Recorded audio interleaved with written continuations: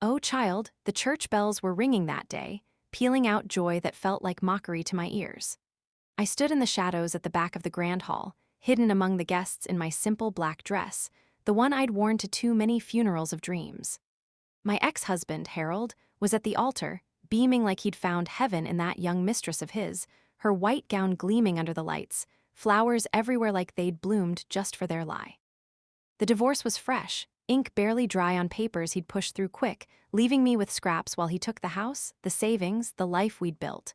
But I wasn't there to weep or rage. No, I'd come to see the end of my quiet plan unfold. I'd cut off his finances slow, like draining a river drop by drop. The accounts I'd managed for years, hidden assets he'd forgotten in his haste to chase her skirts, I froze them one by one. Called the banks, the lawyers, the old friends who owed me favors from decades of covering his messes. He didn't notice at first, too drunk on new love. But as the wedding neared, whispers reached me, bills piling, vendors demanding payment, her family footing the bill with gritted teeth. He looked thinner up there, suit a bit loose, smile strained. The ceremony droned on, vows exchanged like cheap coins. "I do," he said, voice echoing. Then, as they turned to face the crowd, a man entered from the side door, tall, stern, papers in hand. A process server, one I'd arranged through channels he'd never trace. He marched up the aisle, guests murmuring, her face paling. "Harold Jenkins," he announced, voice cutting through the hush. "You're served. Debts unpaid, assets seized, court order." The papers slapped into Harold's hand, his face crumbling like old plaster. She gasped, veil trembling. Guests froze, whispers exploding into chaos. I slipped out then, heart pounding but steady, the injustice of years tasting like bitter victory on my tongue. He divorced me for her, erased me like I was nothing. But at his wedding, that man came, not fate, but my hand guiding it. Revenge? It didn't heal the wounds, just cracked them open wider.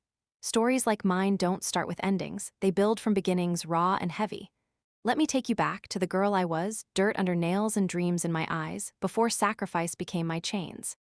Listen now, child, to the roots of it all, buried deep in soil that's hard and unforgiving, where a girl's heart learns to beat under the weight of the world. I was born Margaret Ann in the fall of 1950, in a tin-roofed shack on the outskirts of a coal mining town in West Virginia, where the mountains loomed like silent judges and the air always tasted of dust and despair. Daddy was a miner, descending into those dark holes before dawn, coming home black-faced and coughing, his lungs already filling with the black death that would take him too soon.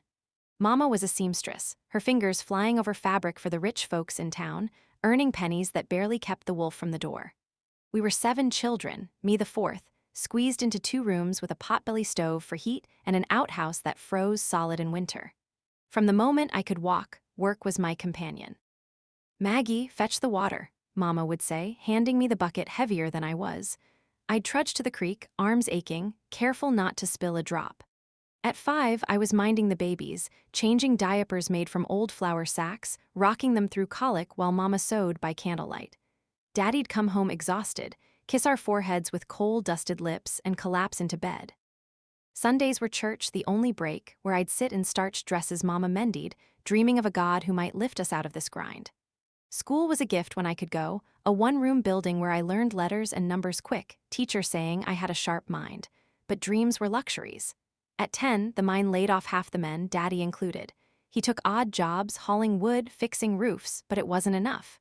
"You'll help Mama full-time," he said, voice breaking. I quit school, took up sewing beside her, my small fingers pricking bloody on needles. We'd work till midnight, eyes straining in dim light, mending gowns for ladies who danced at balls we'd never see. Those pennies bought bread, but hunger was constant, gnawing like a rat in the walls. Emotional struggles started young. Watching siblings play while I labored, envy bitter as unripe fruit. Daddy's cough worsening, Mama's hands twisting with arthritis, me swallowing tears to be strong. Resilience grew like calluses, hard, protective. I'd whisper stories to the babies at night, tales of princes and castles escaping in my mind. At 16, Harold entered my life like a storm. He was 20, son of the mine foreman with a truck and a smile that lit the room. "You're too pretty for this drudgery, Maggie," he'd say, helping carry bundles. Love hit fast, a whirlwind. His folks disapproved, she's miner's trash. But we eloped in 68, me in Mama's altered dress, him vowing forever. Life began rough. We moved to a mill town, him mechanic, me waitressing. Anna came in 70, tiny and wailing. I held her, heart bursting, whispering, "I'll give you the world." But world meant sacrifice. Robert traveled for work, me alone with fevers and cries. I'd rock her nights, body aching, then rise for shifts. Ben in 72, sturdy but needy. I took cleaning jobs, hands raw from bleach. Clara 75, frail with asthma. Bills mounted, I worked nights stocking shelves, feet blistered, back breaking. Emotional toll heavy, Robert's absences, tempers flaring. I'd forgive, swallow hurt. Resilience my armor. Sacrifices deepened. Anna's lessons, extra hours. Ben's sports, skipping meals. Clara's medicine, walking miles. Harold climbed supervisor, but me, unseen foundation. Kids saw him hero, me constant. Neglect whispered, but I pushed on. Years blurred, sewing, scrubbing, giving till hollow. Injustice simmered, but love demanded it. How wrong. The erasure crept next, slow as dusk. Child, disappearance don't come with a bang or a scream. It comes like the slow dimming of a lamp you keep forgetting to refill with oil. Light fading so gradual you don't notice the dark until it's wrapped all around you and you can't find the match. By the time the 1980s rolled in, our life looked solid to anyone glancing from the street. A neat brick ranch house with green shutters, a 2-car garage, flower beds I tended myself, and Harold bringing home paychecks thick enough to buy new appliances and college funds for the children. Folks at church would pat my arm and say, "You've got a good man, Margaret. You're blessed." I'd smile and nod, because that's what good wives do. But inside those walls, I was already slipping away, becoming the wallpaper nobody notices until they decide to repaint. It started in the small, everyday places where a woman's voice is supposed to matter most. Family dinners, for instance. I'd spend the whole afternoon in that kitchen, peeling potatoes, seasoning roast the way Harold liked it, baking cornbread from scratch because the children still loved it. I'd set the table with the good plates, light candles sometimes when I wanted to make it special. They'd come in, Harold from the office in his pressed shirt, the children from school or practice, and we'd sit. But the conversation never quite included me. Harold would start telling about his day, some deal he closed, a new account he landed, a funny thing one of the salesmen said. His voice filled the room, deep and confident. The children leaned in, Anna asking smart questions about the business, Ben laughing at the jokes, Clara hanging on every word like it was gospel. I'd wait for a breath, a pause where I could slip in something about my day, maybe how I'd helped the neighbor with her sick baby, or a letter from my sister back home, or something one of the children had done when they were little that made me smile remembering. But the pause never lasted long enough. Someone would jump in with another question for Harold, or the phone would ring, or Ben and Anna would start bickering about who got the last roll. My words stayed lodged behind my teeth, unspoken, until I stopped looking for the pause altogether. I learned to listen, to nod, to pass the gravy when asked. I told myself it was enough that they were happy, that the family was together. I told myself a lot of things. Birthdays showed it clearer. Harold's were events, weeks of planning, his favorite steak dinner, a cake from the fancy bakery downtown, gifts wrapped pretty. The children made cards I cooked all day. Mine. Sometimes a card appeared on the breakfast table, sometimes a hurried, "Happy birthday, Mom," as they rushed out the door. One year Harold forgot completely until we were cleaning up supper and he slapped his forehead. "Lord, Maggie, it's your day, isn't it?" He took me to the diner for pie, felt bad the whole time, but the hurt had already settled deep. I smiled and said the pie was perfect. I was good at saying things were fine when they were. His mother moved closer after his daddy died, into a little apartment 10 minutes away. She started coming over most Sundays after church, sitting in my kitchen drinking coffee I poured, telling me how I should do things different. "Harold likes his shirts starched stiffer," she'd say, or "you ought to use more salt in the greens." I'd nod and say yes, ma'am, even when I knew Harold liked them just the way I fixed them. She'd talk about how hard he worked, how he carried the whole family on his back, how lucky I was to have him. The children listened to her like she was speaking holy truth. I'd clear the table while they talked, feeling like the hired help in my own home. The mistress, her name was Victoria, entered our life slow, like a shadow lengthening at dusk. First, she was just a name Harold mentioned in passing. Victoria in accounting caught that error, saved us thousands. Then more often. Victoria stayed late to help me finish the proposal. Victoria's got a good head for numbers. He'd say it casual, but his voice changed a little lighter, like he was smiling inside. I felt something twist in my stomach, but I pushed it down. Good wives don't make trouble over nothing. The children were growing fast, and with growing came distance. Anna got beautiful and sharp-tongued, rolling her eyes when I asked about her day or reminded her of chores. Ben turned into a big, loud boy who thought rules were for other people.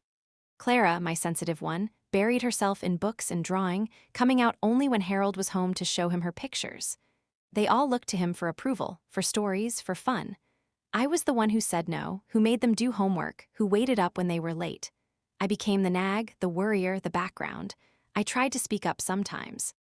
When Harold talked about buying a bigger house, I suggested staying put, saving the money for the children's college. He waved me off. "We deserve nice things, Maggie. I work hard." His mother agreed. The children were excited about more rooms. My opinion drifted away like smoke.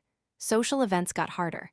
Company picnics, holiday parties, Victoria was always there, young and bright, laughing easy, touching Harold's arm when she talked to him. People would come up to us and say, "Harold, you're doing so well, and what a team you two make." They'd look at him when they said it. I'd stand beside him smiling, feeling smaller with every compliment aimed his way. After a while, I started finding reasons to stay home. Harold didn't mind. "Whatever you want, hun." The children's phone calls changed too. When they went off to college or their first apartments, they'd call and ask for Harold first. "Is Dad there?" Even when they talked to me, it was quick, needing money, asking advice about classes or jobs, telling me their news. They rarely asked how I was doing, what I thought, what I felt. When I tried to share, their attention wandered. "That's nice, Mom," they'd say, already moving on to the next thing.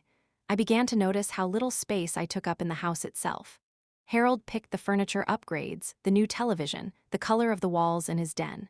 His mother suggested curtains and throw pillows. The children's rooms were full of their things, their posters, their noise.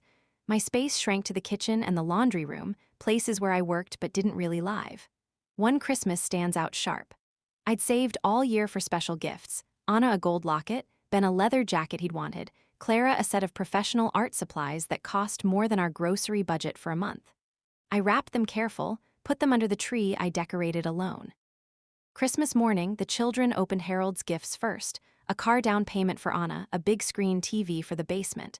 My gifts got polite thanks, quick hugs. Harold handed me a new vacuum cleaner. "Practical," he said. The old one was wearing out. I smiled and said it was just what I needed. Later, alone in the laundry room, I cried into a towel so no one would hear. The late nights increased. "Working on a big proposal," Harold would say, kissing my cheek as he left after supper. He'd come home late, smelling of restaurant food and perfume I didn't wear. I'd warm his plate, sit with him while he ate, trying to draw him out. But his stories were all about work, about Victoria's ideas, Victoria staying late to help, Victoria's laugh. The twist in my stomach became a knot I lived with. I started keeping more to myself. Evenings on the back porch after dishes, watching fireflies or stars, feeling the quiet wrap around me. I noticed how my voice had grown softer, how I apologized for things that weren't my fault, how I moved through rooms careful not to disturb anyone. I had become the woman who made everything possible for everyone else, and in doing so, I had slowly disappeared. People outside the family still saw me. Neighbors waved, church ladies asked after me, but inside my home, I was fading fast. Harold's eyes turned elsewhere. The children built lives that revolved around his light. Even the house felt more his than mine. The divorce papers years later weren't the beginning of being discarded. They were just the final stamp on a disappearance that had been happening for decades. By the time he left me for her, I was already half gone. And when I cut off the finances, when that man came to his wedding with papers, it wasn't just revenge. It was the last act of a woman trying to prove she'd ever existed at all. But proving you existed, child, don't always bring you back to life. Sometimes it just shows how long you've been a ghost. Child, being left behind feels like standing in the middle of a road you've walked your whole life, watching the people you love drive away in the car you helped pay for, waving goodbye without looking in the rear-view mirror.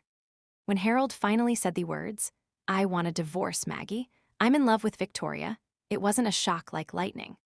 It was more like the last drop of water in a bucket that's been filling for years, slow and steady, until it finally spills over. The papers came quick after that. He had a good lawyer, one of those sharp young men from the firm. I had the lawyer the church recommended, a kind older gentleman who mostly did wills and house closings. Harold got the house, the newer car, most of the savings. I got the old station wagon, a small settlement, and the promise of alimony that I knew would be late more often than not. The day I moved out, the children were there to help, but it felt more like they were making sure I didn't take anything that now belonged to their father. Anna supervised the packing, telling me which dishes were family heirlooms from Harold's side. Ben carried boxes but kept checking his watch. He had plans with friends. Clara cried a little but mostly hovered near Harold, who stood in the doorway looking uncomfortable in his golf shirt. I packed my clothes, Mama's quilt, my books, a few pots and pans, the coffee maker I'd bought with my own money years ago. The rest I left. It didn't feel like mine anymore anyway. I moved into a small apartment above the pharmacy downtown, 2 rooms, thin walls, the smell of medicine drifting up the stairs. It was clean, cheap, and mine. The first night, I sat on the used sofa I'd bought from the thrift store and listened to the quiet. No television blaring sports, no children arguing over the bathroom, no Harold snoring beside me. Just the hum of the refrigerator and traffic outside. I cried then, great silent tears that soaked my shirt. Not for him, not exactly. For the life I'd poured everything into, now gone. For the woman I'd been, who had disappeared so completely that even her leaving didn't make much of a ripple. Loneliness settled in like an unwanted guest who wouldn't leave. Mornings were the worst, waking up reaching for a body that wasn't there, making coffee for one, eating cereal standing at the counter, because sitting at the little table alone felt too much like admitting defeat.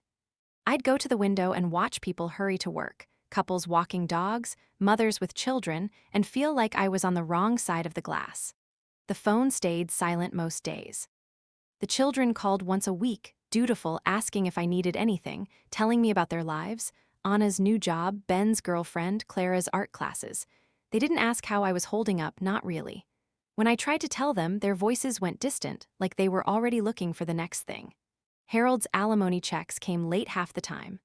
I took a part-time job at the library, shelving books, helping children find stories. It wasn't much, but it was mine, money I earned without anyone else's name on it. The ladies there were kind, widows mostly, who understood without needing every detail. We'd drink coffee in the break room and talk about gardens or recipes or the weather, careful not to dig too deep into the hurts we all carried. Some days the ache was physical. I'd be folding laundry, mine only now, and suddenly remember folding Harold's shirts, the way he liked the collars just so. Or I'd smell someone's cologne in the grocery store and my chest would tighten.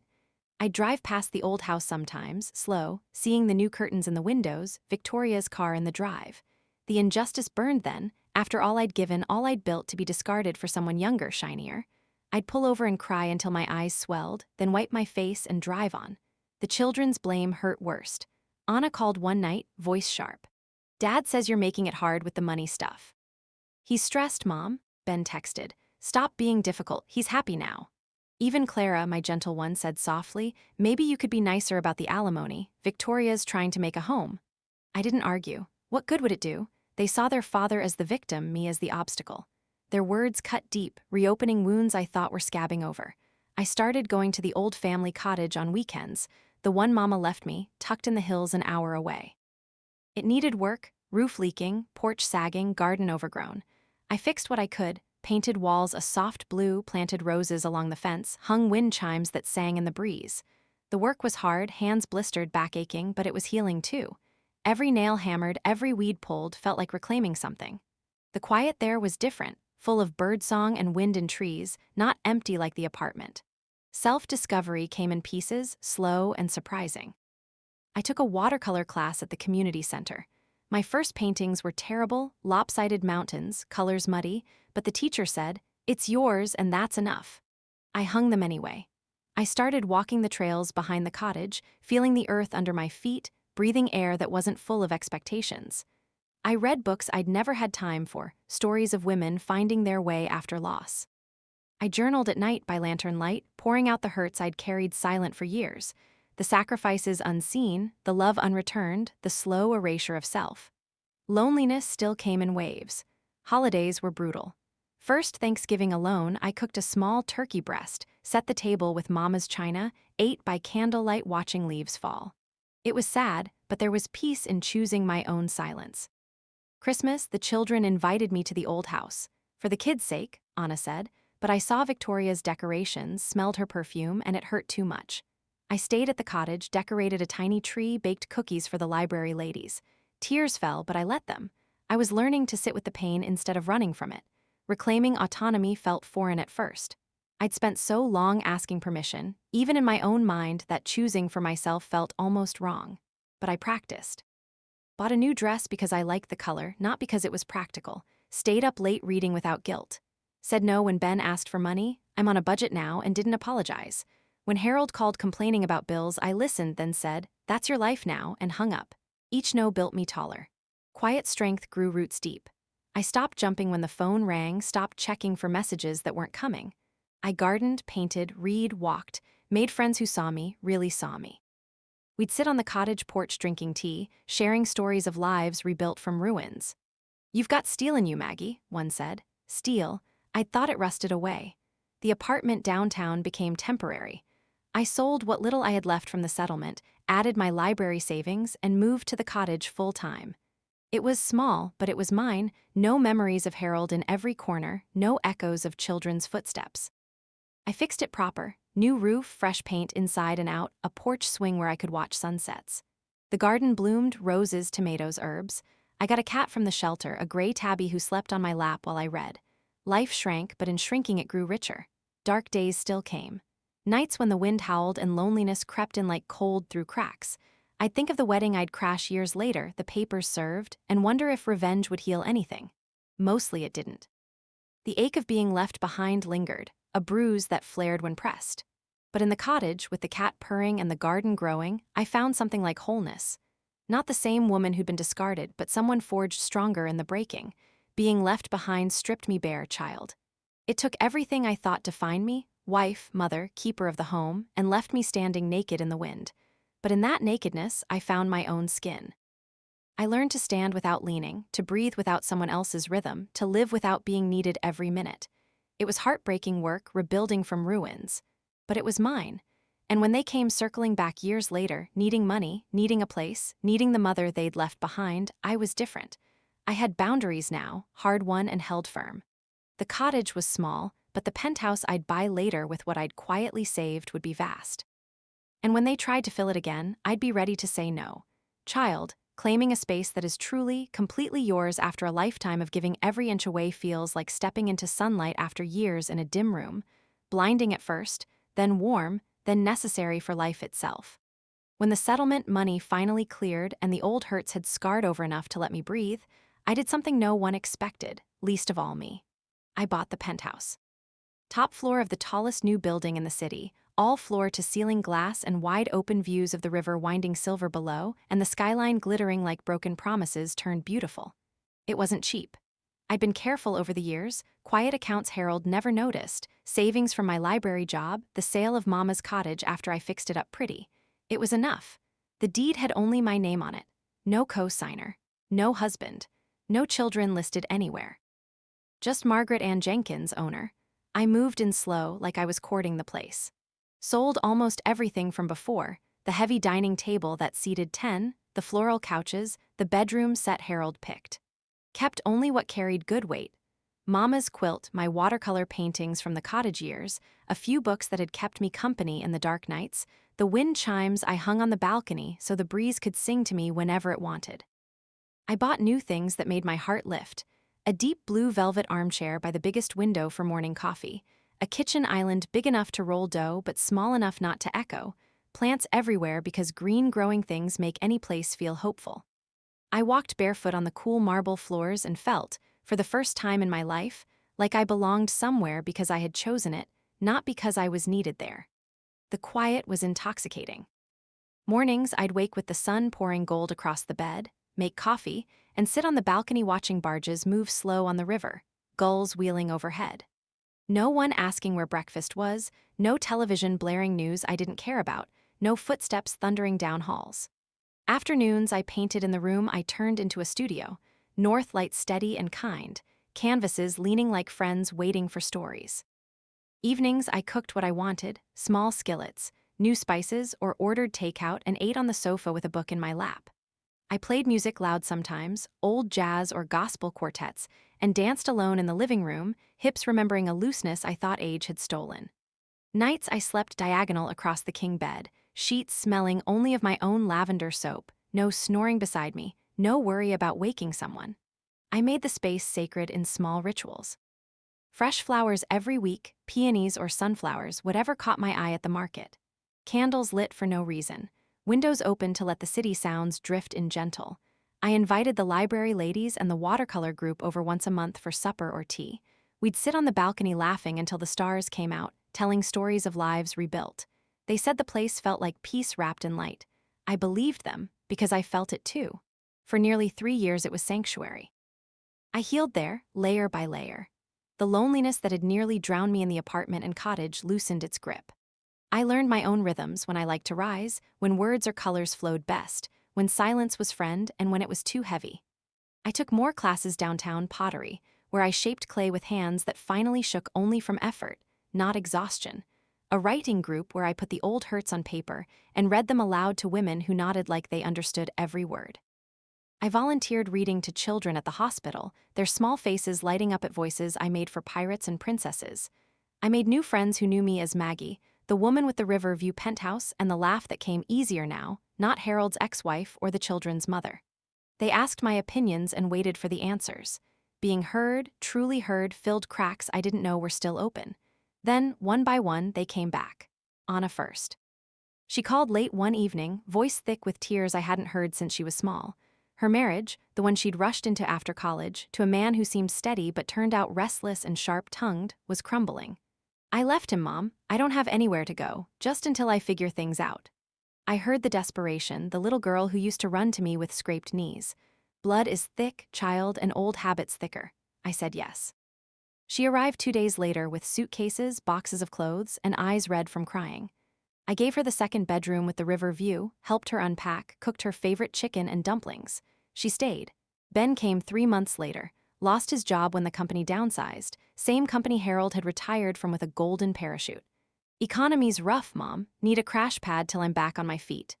He showed up with a duffel bag, a box of tools, and that cocky grin that hid worry.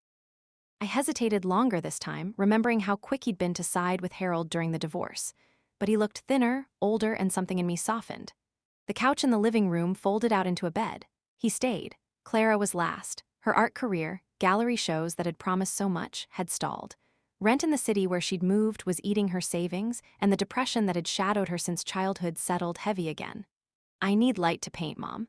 Your studio has the best light. She came with canvases rolled careful, paints in battered boxes, and that fragile look I knew too well. I moved my easel to the balcony, gave her the studio. She stayed. Harold started appearing soon after. Checking on the kids, he said the first time, but his eyes lingered on the views, the new furniture, the life I'd built without him. He'd sit at my kitchen island drinking coffee I still poured out of habit, talking about his smaller place downtown, how empty it felt. You've done real nice here, Maggie. I'd nod, tight-lipped, remembering the years he'd looked through me. He came more often, staying longer, acting like the divorce had been a minor disagreement we could smooth over. The penthouse, my sanctuary, filled up again. Voices in the morning, dishes piling in the sink, laundry baskets overflowing. Television loud with Ben's games, Anna's phone calls echoing through open rooms, Clara's music thumping late into the night. The quiet I'd cherished vanished like smoke. They moved through my space like it had always been theirs. Shoes kicked off in the entry, food eaten without replacing, plans made without asking if I minded. Entitlement crept in slow but sure. Anna started leaving makeup scattered across the marble bathroom counters, expecting me to wipe it up, since you're home anyway. Ben parked his truck in my assigned spot, used my car without asking, came back with the tank near empty and mud on the seats. Clara painted in the living room when the studio light wasn't quite right, leaving turpentine smells and paint splatters on floors I'd chosen myself. They'd eat the meals I cooked, because old patterns die hard and barely say thank you. You're the best cook, Mom, they'd say, like it was compliment instead of assumption. I tried gentle words at first. Please clean up after yourselves. Ask before taking the car. Let's keep paint in the studio. But my voice, soft from years of being overlooked, bounced off them. We're just temporary, Anna would laugh. You don't really mind, do you? Ben would grunt and turn the volume up. Clara would look hurt like I was rejecting her creativity. Harold, when he was there, would mediate weakly. They're going through a lot, Maggie, be patient. I'd back down, swallow the irritation, tell myself it was only for a little while, but little whiles stretch. Anna S. figuring things out turned into a year. Ben's job search became afternoons on the couch scrolling his phone. Clara sold a few paintings but spent more than she earned. Harold started bringing Victoria to family dinners, acting like the penthouse was neutral ground. She'd sit in my blue armchair, compliment the view, act gracious while I served food I'd cooked. The injustice boiled inside me. After he'd taken the house, the life, and left me with scraps, now he wanted pieces of what I'd built alone. Conflict started small but sharpened. One night Anna announced she'd invited friends for a girls' weekend. Wine, music, staying up late. I'd planned a quiet evening painting. The noise shook the glass walls, glasses left everywhere, cigarette smoke on my balcony though I'd asked no smoking. I asked them to quiet down after midnight. Anna rolled her eyes. "It's just one weekend, Mom. You used to know how to have fun." The words landed like a slap. Ben's tools spread from the parking garage to the balcony, better light for working on them. Oil stains on my marble. I asked him to move them. He snapped, "You've got all this space and you're complaining about a few tools?" Clara borrowed money for supplies until the next sale, then cried when I asked for it back. "I thought you believed in me." Guilt worked every time. Harold's visits increased. He'd talk about money troubles, investments gone bad, alimony stretching him thin, hinting. Never asking direct, but hinting. Victoria would smile sweetly and say how generous I'd always been. I'd feel the old trap closing, be the good woman, give again, smooth things over. The worst came when they started treating the penthouse like shared property. Anna talked about updating the kitchen for all of us. Ben mentioned needing a permanent room for his things. Clara wanted to knock out a wall for better studio flow. Harold even suggested moving in to help with expenses and be closer to the kids. They acted like my home, my peace, my money were communal resources for their comfort. Emotional intensity built like thunderheads. Little things became flashpoints. Finding Ben's dirty boots on my clean floors, Anna's friends using my towels, Clara's paints ruining a rug I loved. I'd retreat to the balcony, heart pounding, tears burning. How many times could I give away pieces of myself before nothing remained? One Sunday it erupted. They were all there, Harold too, Victoria beside him like she belonged. Anna announced plans to throw a big engagement party for a friend. Here, it's perfect. Ben complained about lack of storage. Clara asked for another loan. Harold nodded along, saying family pulls together. I stood in the kitchen doorway watching them plan my life again, and something inside snapped clean. "No," I said, quiet at first, then louder. "No, this is my home. I bought it alone, paid for it alone, decorated it alone. You are guests here, not owners." They stared, stunned. I'd never spoken like that. Anna's eyes filled. "You're kicking us out?" Ben muttered about ingratitude after all Dad did. Clara whispered, "I thought you loved us." Harold tried calm. "Maggie, don't be dramatic." I didn't stop. The words poured out, years of swallowed hurts, of being invisible, of giving until hollow, of rebuilding alone only to have them take again. "I gave everything once. I won't do it again. Not here. Not in the one place that's truly mine." The room fell silent except for wind chimes outside. They didn't leave that night. Change came grudging. Anna cleaned more. Ben moved tools. Clara asked before borrowing. Harold came less, but resentment simmered. They felt punished, I felt guarded. Dignity held me through it. I locked the studio, kept car keys on me, said no and meant it. Some nights I cried alone on the balcony, heartbroken that love could twist into expectations so easily. But most nights I stood taller, knowing I'd protected what little I had left. They drifted out eventually, Anna to a new apartment, Ben to another state, Clara to a shared studio. Harold married Victoria in that ceremony I'd disrupt years later. The penthouse quieted again, scarred but stronger. I walked its rooms feeling the strength in my steps. I'd held my ground. But peace earned through battle is never untouched, child. It carries echoes. And when the final reckoning came, at his wedding, with that man bearing papers, it wasn't triumph. It was the last echo of a woman proving she still existed. Child, quiet resolution ain't the kind of ending you see in storybooks, with bells ringing and everyone gathered round hugging tears of joy. It's softer than that, slower, like the way river water wears down stone over years until the sharp edges are gone, and what's left is smooth enough to hold in your hand without cutting. After the last of them drifted out of my penthouse, Anna to her new apartment with a stiff goodbye hug, Ben to whatever job he'd finally taken in another state, Clara to a shared studio where the light was good enough. Harold married to Victoria in that ceremony I'd quietly disrupted. The silence returned. But it wasn't the pure, untouched silence I'd known in my first years there. It was a silence that carried echoes, scars, memories both tender and raw. It was a silence I had fought for, and that made it precious. I walked the rooms the morning after Harold's wedding news reached me through the grapevine, whispers from old friends who'd been guests, eyes wide at the drama of the process server marching up the aisle. I touched the surfaces that still held faint traces of their time here. A scuff mark on the baseboard from Ben's boots, a faint paint smell lingering in the air from Clara's canvases, the indentation in my favorite armchair where Harold used to sit uninvited. I cleaned slow, methodical, not with anger, but with ritual. Wiped counters, vacuumed rugs, opened windows to let the breeze carry away the last of their scents. When the penthouse gleamed again, sunlight pouring through glass like forgiveness I hadn't asked for, I stood in the middle of the living room and felt it breathe with me once more. Empty, yes, but empty the way a field is empty after harvest, resting, waiting, still full of life beneath the surface. Some days the ache still rises unexpected, like a wave you didn't see coming. I'll be arranging flowers in a vase, peonies this time, pink and full, and suddenly remember arranging bouquets for Anna's school dances, her excitement filling the room. Or I'll hear a truck rumble below on the street and think of Ben's heavy footsteps coming up the elevator with another excuse. Clara's absence shows in the studio, my easel back by the north window, but the light feels different without her quiet humming as she mixed colors. Even Harold's ghost lingers in corners, the way he used to stand at the balcony rail looking out like he owned the view. Memories come unbidden, sweet layered with bitter, like coffee left too long on the warmer. I don't chase them away anymore. I let them sit with me a while, acknowledge their weight, then watch them drift out the open door on the wind. Empowerment, child, isn't a medal you pin on your chest one day and wear shining forever. It's more like a muscle you discover after thinking it was gone, weak at first, trembling with use, sore after effort, but growing steadier with each small lift. I feel it when I choose to spend an entire day painting without guilt pulling at me, when I say no to invitations that don't spark joy, when I lock the door at night knowing no one will knock expecting me to open it wide, when I look at the bank statements, all in my name, balanced by my choices, and feel a quiet pride. Self-respect lives in these ordinary moments now.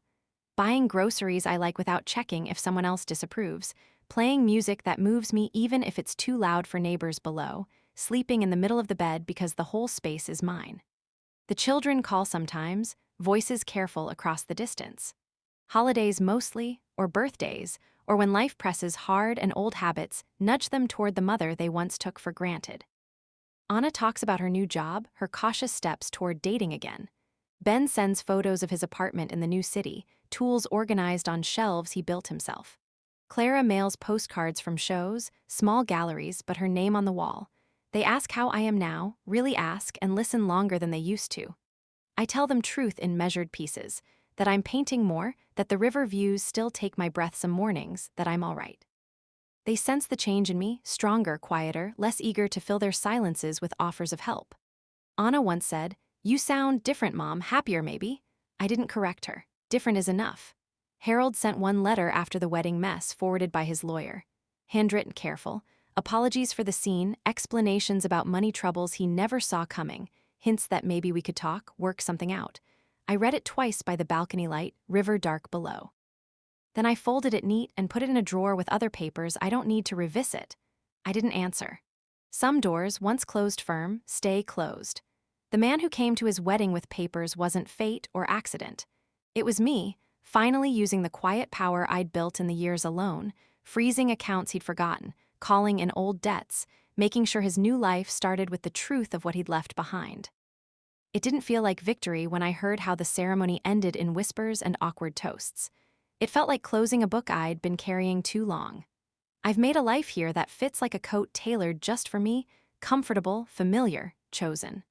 Mornings begin with coffee on the balcony, watching the sun climb over the water, gulls crying like they're telling secrets to the wind.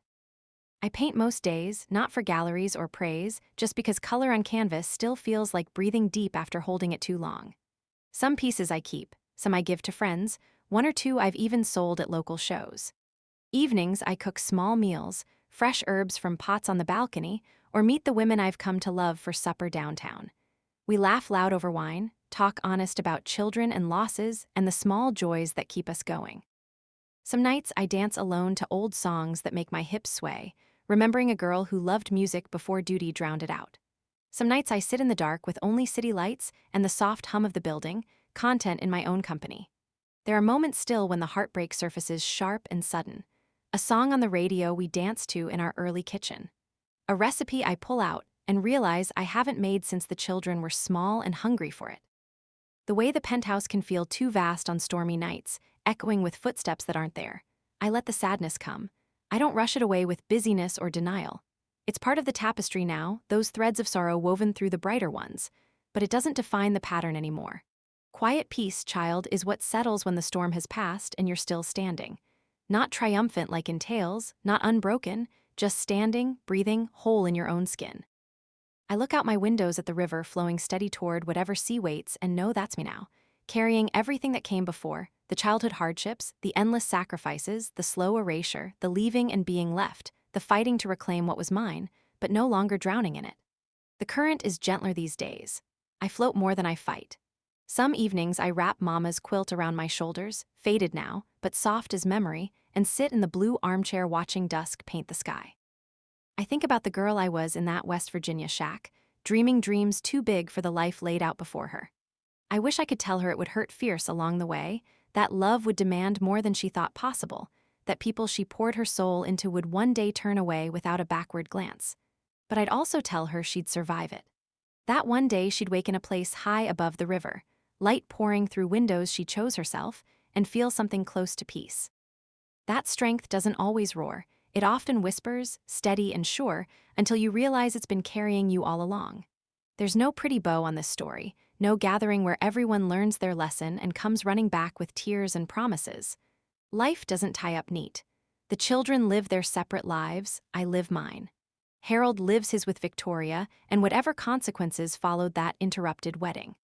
We touch at edges sometimes, grandchildren's birthdays perhaps, a rare holiday, but mostly we move in orbits that don't overlap much. The heartache lingers, soft around the edges now, like a bruise faded but still tender if pressed. Yet here I am, in my penthouse with the river view, painting colors I love, drinking tea from a cup no one else uses, sleeping across a bed that's entirely mine. Quiet resolution looks like this. An old woman on her balcony at twilight, wind chimes singing soft in the breeze, city lights blinking on below like stars brought close, heart carrying memories both sweet and sore, but beating steady all the same. Not fixed, not finished. Just peace enough to rest in, strength enough to rise tomorrow and meet whatever comes. And that, child, after everything, is more than I ever thought I'd have.